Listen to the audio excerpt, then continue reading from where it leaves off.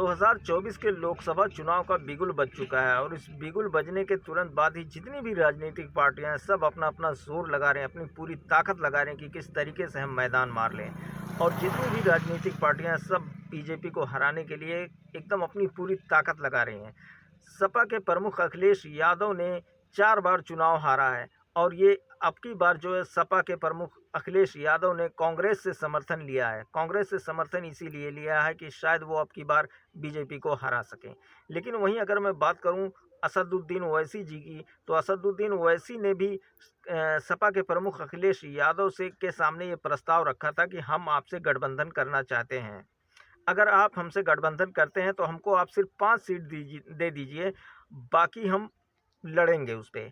और अगर आप हमको गठबंधन नहीं देते, आज अगर आप हमको समर्थन नहीं देते तो हम 5 की जगह 25 सीटों पे चुनाव लड़ेंगे। ये असदुद्दीन ओवैसी की पार्टी का ऐलान है।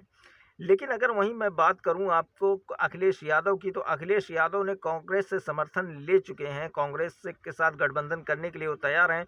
तो फिर ऐसी कौन सी वजह है, ऐसी क्या दिक्कत है कि वो ओवैसी जी के साथ गठबंधन नहीं कर सकते, ओवैसी जी के साथ समर्थन नहीं कर सकते? आखिर ऐसा कौन सी वजह हो सकती है?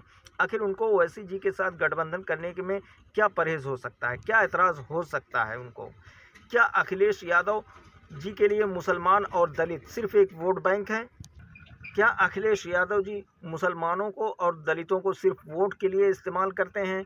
अखिलेश यादव शायद उनको शायद ये पसंद नहीं है कि कोई भी मुसलमान या कोई भी दलित किसी मंत्री पद पे बैठे, क्योंकि अगर ओवैसी जी को वो समर्थन करेंगे, ओवैसी जी से गठबंधन करेंगे और इनकी सरकार बनती है तो शायद मुसलमान कोई मंत्री पद पे बैठ सकता है शायद। और यही बात है कि जो है अखिलेश यादव इसीलिए शायद जो है ओवैसी जी से गठबंधन नहीं करना चाहते, ओवैसी जी का समर्थन नहीं करना चाहते। तो मैं आज ये जो बता रहा हूँ, ये मुसलमानों के लिए बता रहा हूँ कि ये मुसलमानों के लिए एक बहुत ही अफसोस वाली बात है। मुसलमानों के लिए बस यूँ समझ लीजिए कि चुल्लू भर पानी में डूब के मर जाने वाली बात है ये। क्योंकि आप लोगों ने देखा होगा कि किसी भी मुसलमान के साथ कहीं भी कोई भी ज़्यादती होती है, कुछ गलत होता है उसके साथ, तो किसी भी पार्टी का कोई भी नेता हो वो मुसलमानों के लिए या मुसलमानों के हक के लिए कभी आवाज़ नहीं उठाता। अगर कोई आवाज़ उठाता है तो वो है सिर्फ असदुद्दीन ओवैसी। यही एक बंदा ऐसा है कि जो मुसलमानों के लिए आवाज़ उठाता है। किसी भी मुसलमान के साथ अगर गलत होता है तो असदुद्दीन ओवैसी आवाज़ उठाता है इस पे। इसके लिए मुसलमानों के हक के लिए लड़ता है। लेकिन अफसोस कि मुसलमान जो है इस बात को नहीं समझ रहा है। मुसलमान इस बात से बिल्कुल अनजान है। मुसलमान एकदम इतना समझ लीजिए कि उसका वक़ार एकदम गिर चुका है। मुसलमान की कोई अहमियत नहीं है। आज मैं अगर बात करूं तो सपा में कम से कम 80% मुस्लिम जो है सपा में काम कर रहे हैं। सपा में दरी बिछाने का काम कर रहे हैं। उनका वहाँ कोई और वैसा काम नहीं है। मुसलमान सिर्फ वहाँ दरी बिछाने का काम कर रहा है। और अखिलेश यादव मुसलमानों को सिर्फ एक टिश्यू पेपर की तरह यूज़ कर रहे हैं।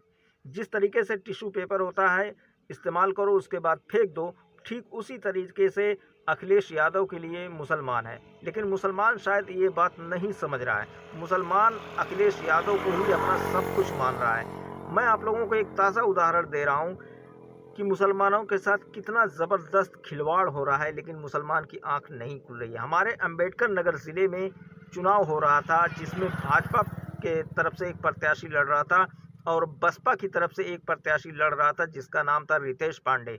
तो मुसलमानों ने ये तय किया, मुसलमानों ने ये राय किया कि हम भाजपा को वोट नहीं करेंगे।